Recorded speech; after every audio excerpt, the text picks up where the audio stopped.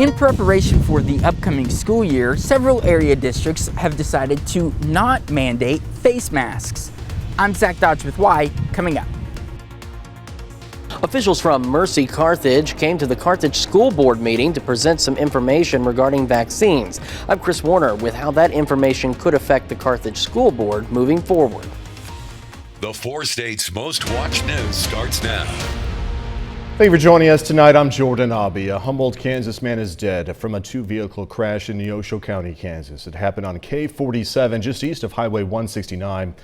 Highway Patrol says the van was traveling east on K47 and turned left into the path of an oncoming vehicle. A passenger in that vehicle, 71-year-old Charles Greer of Humboldt, was killed. The driver of the van, 71-year-old Carol Sue Huckey of Parsons, was taken to the hospital with suspected serious injuries.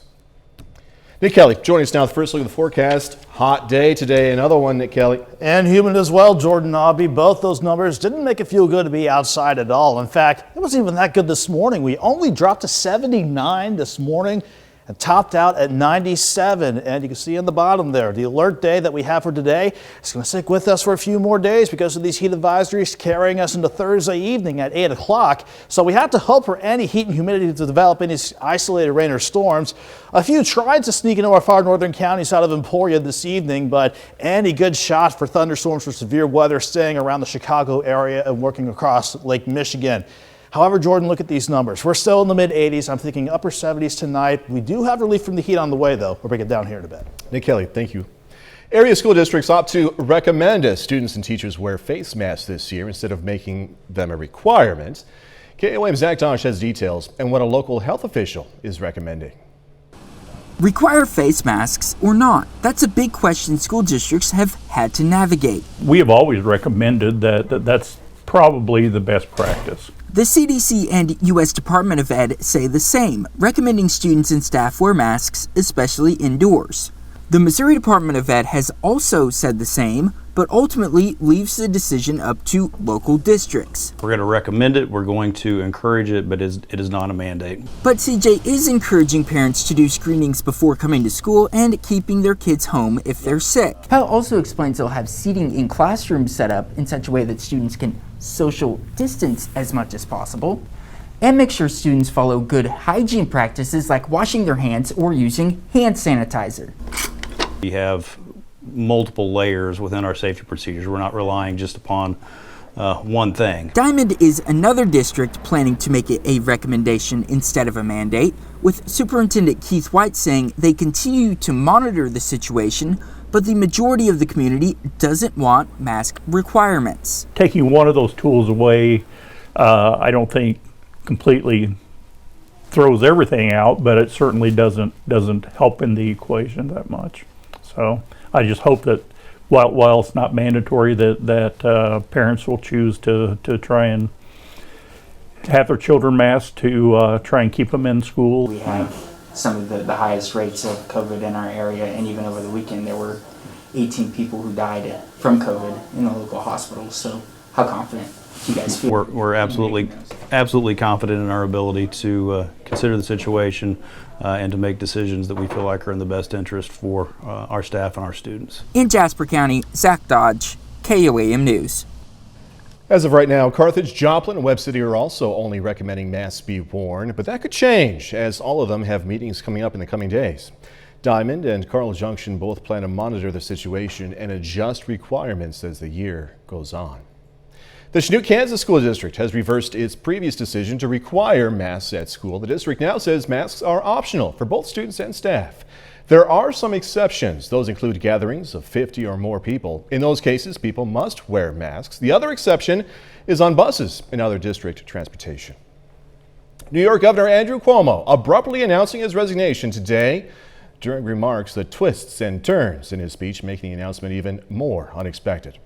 Fox News correspondent Brian Innes is outside the state capitol in Albany, New York with more.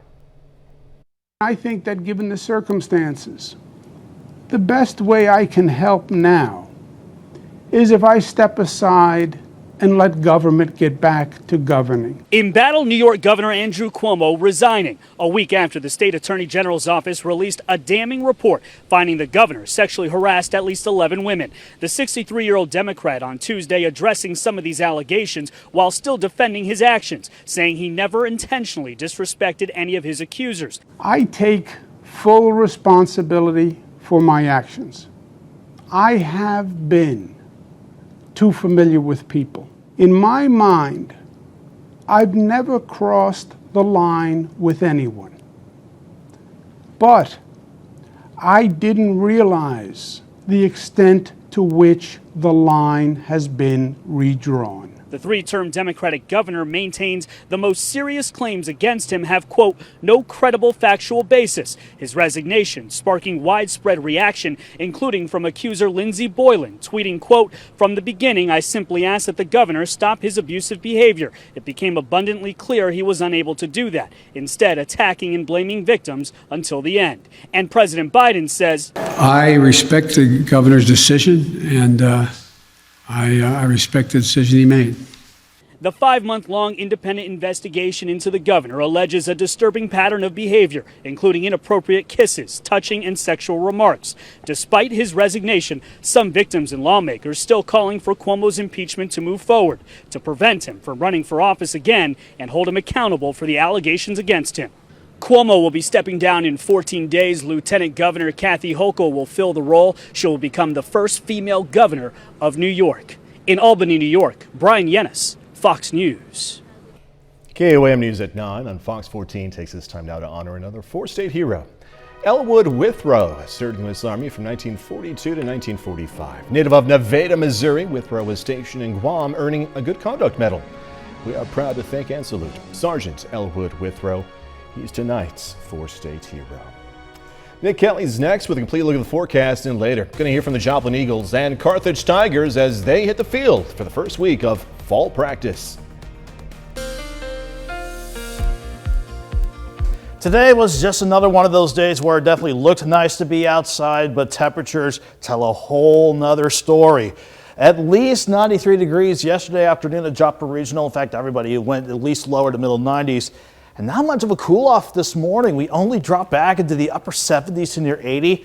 So it was no wonder we made quick work getting highs back near 96 degrees this afternoon. We had an alert day in effect because of the heat advisories, but they'll just keep on trucking through Thursday evening. So we'll keep these alert days for tomorrow and Thursday due to the persistent heat and humidity that hopefully we can scrub a little bit of out of here by the time we get toward the weekend.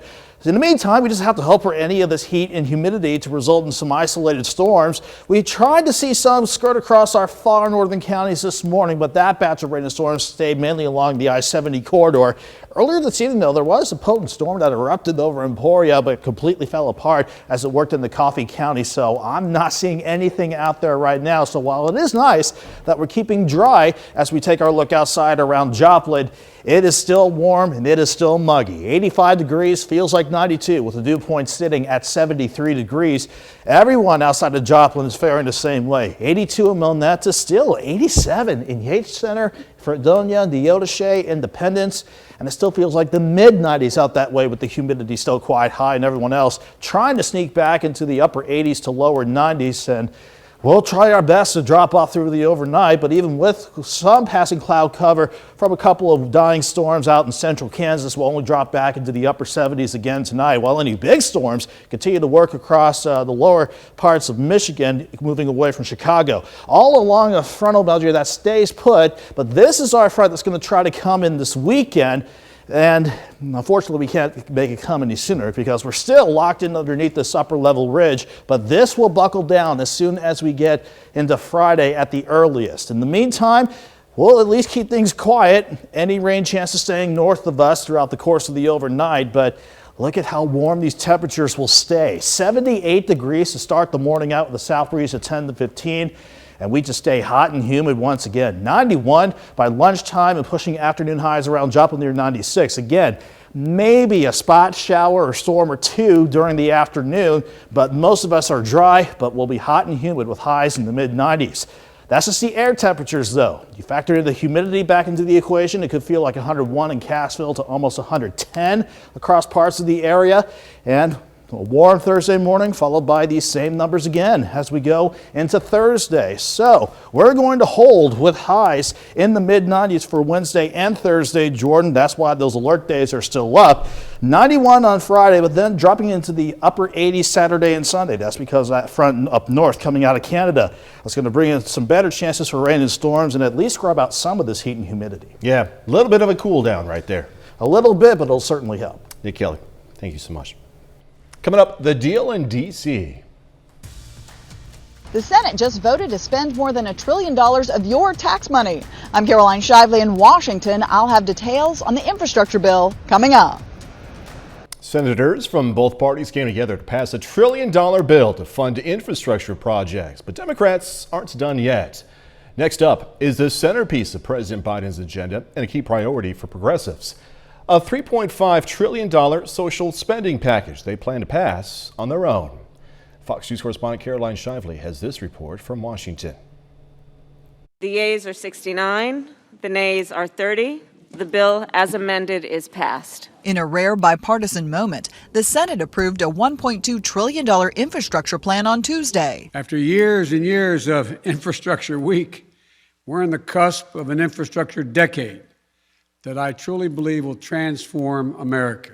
The bill includes about $550 billion in new spending over 5 years for roads, bridges, water, pipes, rail, and broadband. We have finally reached the finish line. Of course, we Democrats believe we need to do much more. The Senate then immediately turned to a $3.5 trillion budget bill chock full of Democratic priorities like expanding Medicare, universal preschool, and free community college. The motion is agreed to. Senate Democrats aim to pass that bill this week without a single Republican on board. This GOP senator explained the split stance. One of my Democratic colleagues says, infrastructure is the dessert, and that $3.5 trillion tax and spend extravaganza, that is the spinach. So if the infrastructure bill passes the House, how long will it be before Americans see results? Well, for projects like paving roads and ongoing construction, probably months. But for longer-term projects involving broadband and public transit, that will probably be more like years. In Washington, Caroline Shively, Fox News. Next, the latest buzz around technology. Experts say climate change is wiping out bees and putting our food supply at risk.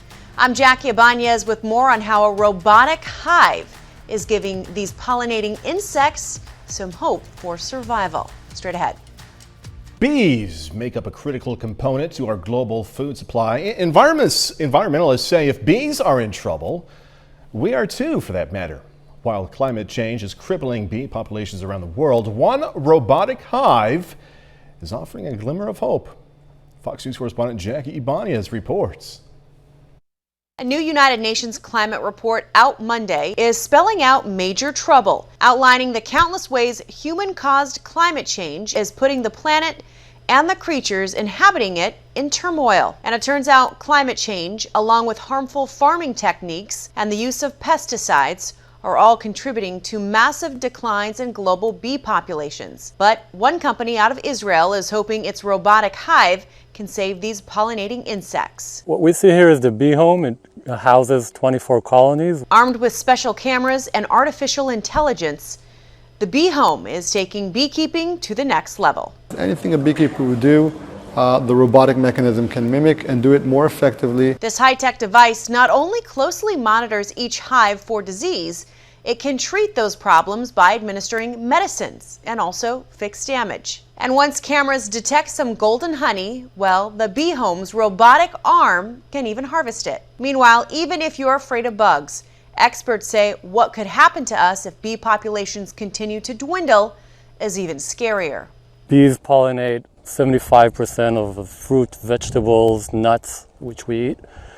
So by empowering the bees and making sure that they're healthy, we're actually making sure that our food chain is secure. Although there are close to 3 million bee colonies here in the U.S., 35% are wiped out every year. But officials say the bee home can reduce the overall death rate of bees by 80%. Jackie Ibanez, Fox News. That's pretty cool technology. All right, coming up, Mountain Dew is soon to get a bit of a makeover. Going to learn about the new alcoholic Mountain Dew beverage.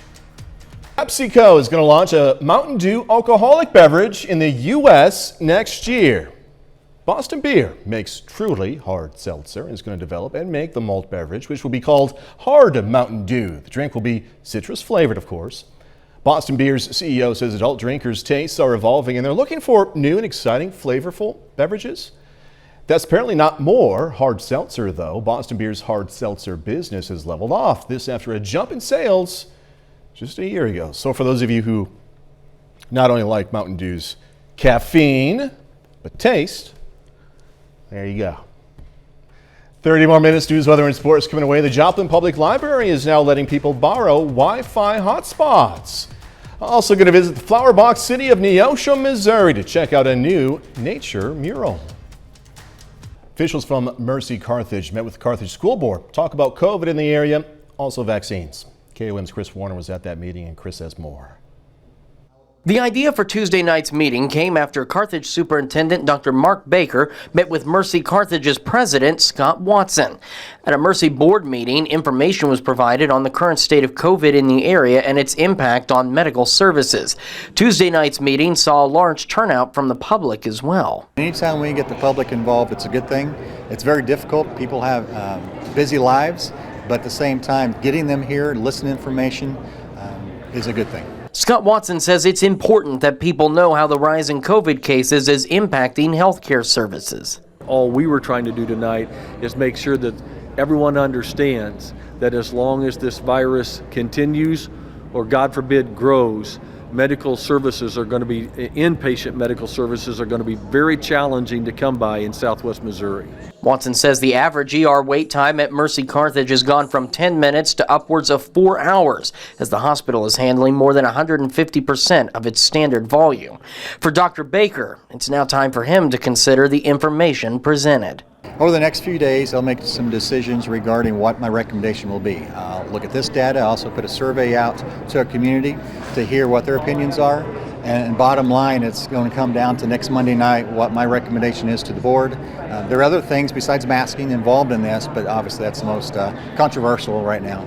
Watson says he knows whatever choice is made isn't going to be an easy one. I understand the difficulty of the situation, and there may be no way to prevent the inevitable. I don't know. That's their call.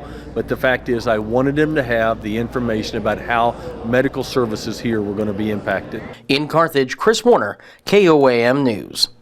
The next board meeting is scheduled for Monday the 16th, and at that time the board is going to make a decision on whether or not masks will be mandatory or voluntary. A Missouri judge says the state can no longer deny Medicaid health care to thousands more newly eligible adults.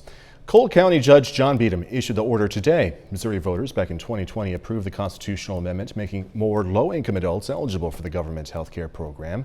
But Governor Mike Parson refused to implement the amendment after the GOP-led legislature didn't provide any funding. It remains unclear how the state is going to pay for health care for the newly eligible recipients. The legislature may have to hold a special session to set aside more money for Medicaid. City of Fort Scott, Kansas has brought in an outside law firm to take on a couple of streaming giants. The city has entered an agreement with law firm Kapke Willerth to sue Netflix and Hulu. The city alleges the companies have failed to pay franchise fees. Franchise fees are 5% of a company's revenue collected from an area. The fee is normally paid by cable companies that rely on the public right-of-way to deliver services to customers. And though companies like Netflix and Hulu aren't operating in any public right-of-way, the lawsuit alleges that because they utilize internet service providers that are, they should be subject to the same fees. This is the first lawsuit filed against Netflix and Hulu in Kansas, but similar suits have been filed in other states, including Missouri. Joplin Public Library is using coronavirus relief funds to bring Wi-Fi to those in need. KOAM's Bronte Sorosky tells us how the program works and how residents can bring home a hotspot home free of charge. After the pandemic forced interactions to become virtual, a disparity became clear between those with access to the internet and those without it. And when public services like the Joplin Public Library were closed due to COVID-19, it only became more apparent. Really highlighted to us the need to provide people with digital access. And this was really an opportunity to do so. That opportunity would be 100 new mobile hotspots that the Joplin Public Library acquired through the CARES Act. That program has really helped us provide digital access to an underserved community. They've already been a huge success at the library, and the library says, with things like virtual learning and needing to work from home, they're happy to provide these services. We currently have many people on hold for them. And what we find is that there are individuals that will put them on hold, return them, put another one on hold. So it's really working well. The hotspots are able to provide Wi-Fi for up to 15 devices, something the library says is helpful to families and larger households in need of internet services. So what we see typically is a family will check that out. And again, you can connect with 15 devices, so it really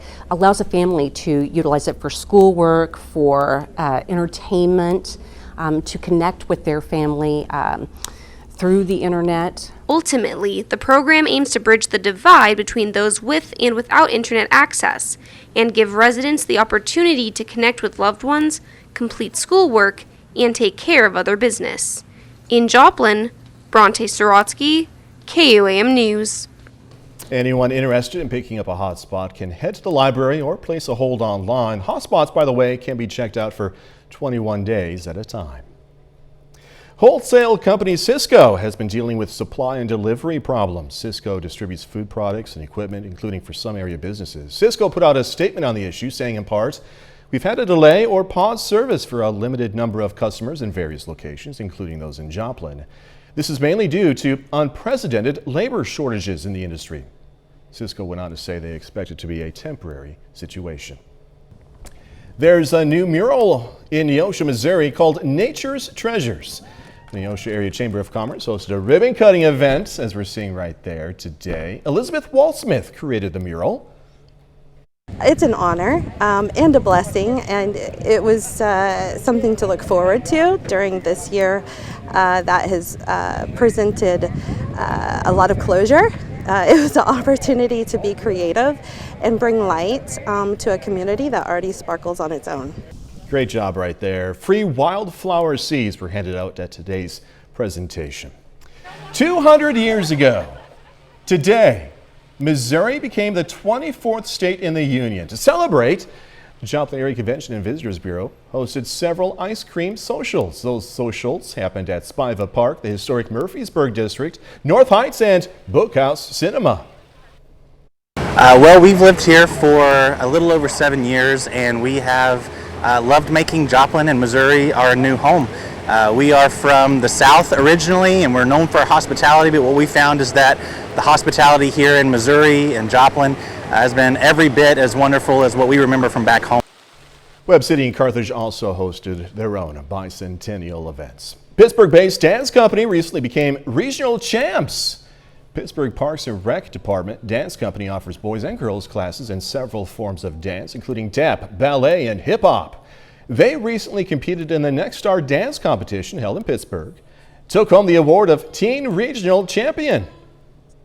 Is such an amazing gift. You get to see them grow every single week, and when they go to competitions and you see them succeed and become regional championships, it's just the best feeling in the whole entire world. You can see it on their faces and you can see it in their performances, and it's just, there are no words to describe how special that is. Big congratulations, guys. 3 of the company's 12 routines were awarded golden tickets, which are invitations to the national competition over in New York. Despite the summer heat, the flow of migrants across the southern border continues to set records. Fox News' Jonathan Hunt is in Mission, Texas, with more on how the Biden administration says it's addressing this growing surge. In Mission, Texas, Border Patrol agents apprehended migrants who had crossed the border from Mexico, captured in exclusive video obtained by Fox News. This as the surge in crossings continues to grow.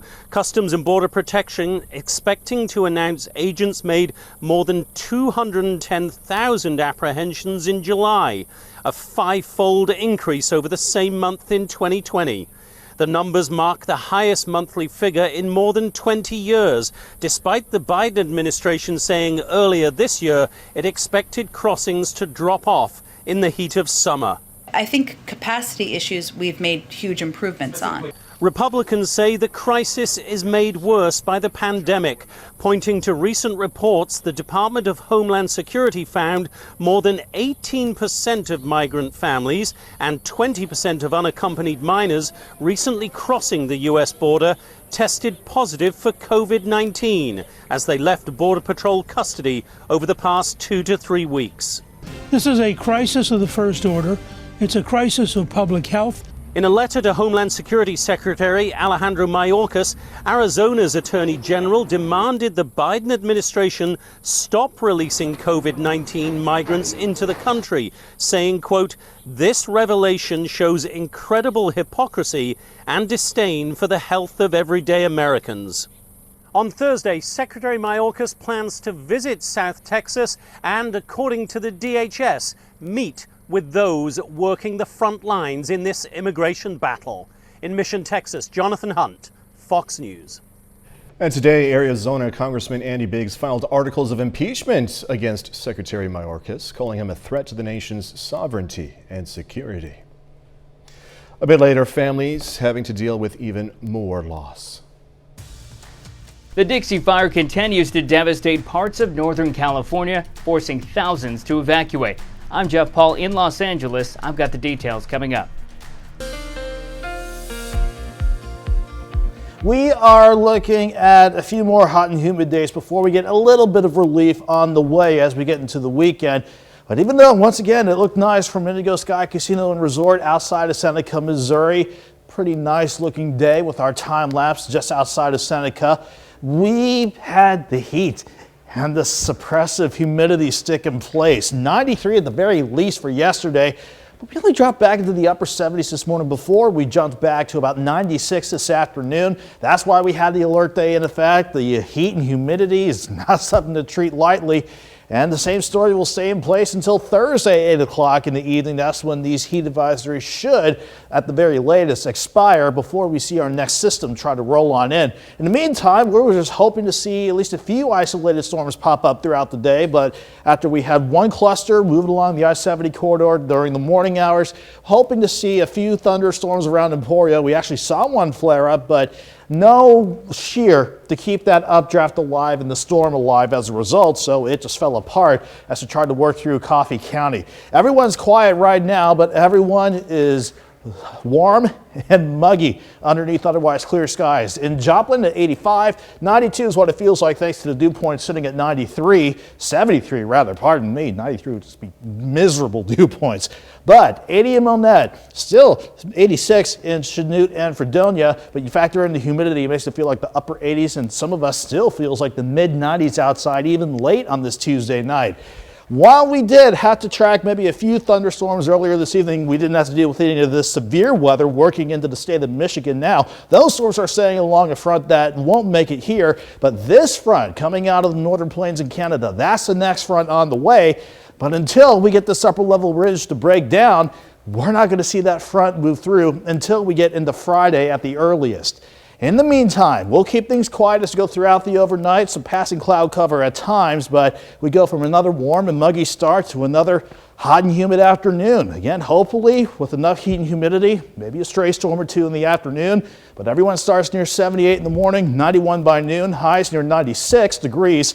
Any thunderstorms that want to develop tomorrow evening and tomorrow night will stay just to our north, so I think we'll be dry going into Thursday morning, but another warm and muggy Thursday morning. And aside from a few storms Thursday afternoon, it's going to stay hot and humid again, with it feeling anywhere between 101 and 110 for tomorrow afternoon. Then after another warm and muggy start, it's going to feel like the triple digits once again before we see a change in our jet stream setup. Once we get back into a northwesterly flow, that is what's going to bring that cold front through, and at least a chance for some scattered thunderstorms late Friday, Saturday, and into Sunday. As a result of that front, it's not a true cold front, but it'll scrub out some of the humidity and knock temperatures down a bit. 96 for tomorrow and Thursday, and with the humidity, those alert days stay in place, but 91 Friday and upper 80s and a bit lower humidity, so not too terrible going into next week, Jordan. You said it right, though. It's just miserable during the daytime. Yeah, and sadly not much relief with especially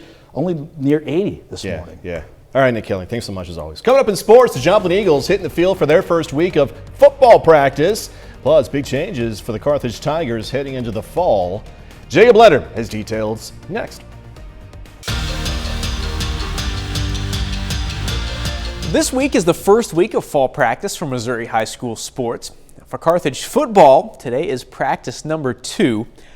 Our own Danny Terzer has more on how the Tigers plan to stay rolling this fall. Carthage is going to look a bit different this year. There's big shoes to fill, but the Tigers are ready to step up. If character means anything, then we're going to be very successful because we have some really, really good high character kids, coachable kids, kids who want to be here and work hard. So we're really excited about that. Kaden Kabanz is the new guy under center. He's not a stranger to varsity football. He started since he was a sophomore, but he's a stranger to playing varsity quarterback. And so there's going to be a lot on his shoulders, but Kaden's a very capable, very smart, very football savvy kid that I think is going to have a very good year. Kaden knows what he has to step up to. He knows that he has some pretty big shoes to fill, and I think he can do it. Everybody loves Kaden. He plays for all of us, and he's a hard worker, and we all believe in him. I feel like everybody that's on this team knows that you're not playing for yourself, you're playing for your brothers. The Tigers are hungry for a longer season this year, and confidence is high. We know we have the strength at every position, we have the skill at every position. Like, we know that we have what we need to get back to the state championship. You know, every game we never play down to our opponent, no matter who we're playing. You know, it's always a very high level motor going. Even if it's, Webb City, Neosho, whoever we're going against, it's 100%, and we're not playing down to anybody else. Everybody in our district, they're just hard runners, hard hitting, and that's just what Missouri football is, and that's what we are, and we've perfected it. In Carthage, Danny Terzer, KOAM Sports. Carthage will kick off the season on August 27th on the road against Ozark. The Joplin Eagles also on the field today for practice number 2. And Joplin was 6-5 overall last season. Now, the Eagles do lose a lot of talented guys to graduation, sending 8 players to the college game. But this year, still got some experience with 27 seniors on the roster, highlighted by a solid group of linemen on each side of the ball and returning starting quarterback Always Right. Obviously, we have a different, offensive coordinator, but the thing I like about Always is his football IQ is really high. So, even though we have some changes this year, he's picked him up real quick and knows where he needs to go with the ball when he needs to go there and how to get people in the right positions. The trench mout's huge this year. D-line, O-line together, including the tight ends. So, yeah, it all starts up front. We return Joe Jasper and Donovan Watkins and Gunnar Price on a defensive line, so that's 3 of our 4 defensive linemen there. We have 3 guys on the offensive line returning with experience, and as a line guy, I feel like it always starts up front. Joplin will open up the season on August 27th on the road against the Webb City Cardinals. That's it for sports. We're back with more news after this. The Dixie Fire continues to grow in size in Northern California. Warmer weather threatens to further fuel the flames, which have burned nearly 500,000 acres. Fox News correspondent Jeff Paul has more. Crews battling the fast-moving Dixie Fire now getting much-needed help from the sky. Thick smoke cleared for several hours on Monday, allowing for aircraft to rejoin the fight and improving conditions for ground crews. Officials say firefighters were able to cut thousands of acres of fire lines in an effort to protect rural communities. It was in the dark, and they did so much work. It was amazing. But warm weather threatens to derail some of that progress. Temperatures are expected to hit triple digits in parts of the western U.S. this week. There's also the potential for strong winds and thunderstorms, conditions that helped fuel the Dixie Fire when it broke out last month. We're expecting temperatures to be around 100 degrees with excessive heat watch out through in the midweek, Wednesday into Thursday. The fire is now the largest single wildfire in California's history, scorching almost 500,000 acres and forcing thousands to evacuate. This year's fire season is now on track to surpass last year's, the worst in the state's recent history. Red Cross officials say with each passing fire season, they're seeing the same communities evacuated. We've seen some folks who have come to a shelter for just a few days to return home to come back again because of those evacuation warnings. The cause of the Dixie Fire is under investigation, but Pacific Gas and Electric says it may have been sparked when a tree fell on a power line. In Los Angeles, Jeff Paul, Fox News. Next, some of you watched Lego Masters tonight. Going to get a preview of more shows and impressive builds coming soon. The builds are back all new on Lego Masters. We spoke with one of the Lego artists behind those Lego creations and challenges on the show and have a look at what's coming up next. Here's Fox's Ashley Dvorkin. The gear just fell off. Fox's Lego Masters competition continues with the next 2 Tuesdays featuring incredible back-to-back builds. They're going to have some wind challenges there. My team had to build the largest thing we've ever built for Lego Masters before for this episode. It was, it's a puppet theater. And it's 18 feet long, 11 feet high. Nathan Sawaya is a consulting producer and artist in residence, creating set pieces and series challenges. Is that just amazing to you to see where they took your idea and kind of ran with it? Absolutely. That's the best part of the show for me, is watching these contestants take the Lego bricks and use it in whole new ways. Contestants have been impressing since the start. The contestants were challenged to come up with parade floats out of Lego. And here they come up with these crazy creations, that had all this movement. And Nathan has high Lego standards. I've built a life-size Batmobile before. I built a dinosaur that was 18 feet long. He even has double the Legos they have on set for his own inspiration. I'm in my art studio right now in Los Angeles, where I actually have 10 million bricks. And so my wish list, I actually get to do it every day. And now the pressure is on for these contestants as they build their way to that coveted Lego Masters title. But these contestants are forced to come up with something and produce it in a matter of hours. And that really forces them to build quickly, but also put on a performance that, build something that really shocks us. Did you see that? In Hollywood, Ashley Dvorkin, Fox News. Our youngest, Ethan, loves Legos. I just don't have the patience for that. Just don't. That's our time for tonight. Thanks so much for joining us. Going to leave you with video of a lioness at the London Zoo enjoying some treats for World Lion Day. Have a great, safe rest of the evening. Do this all again tomorrow. See you then.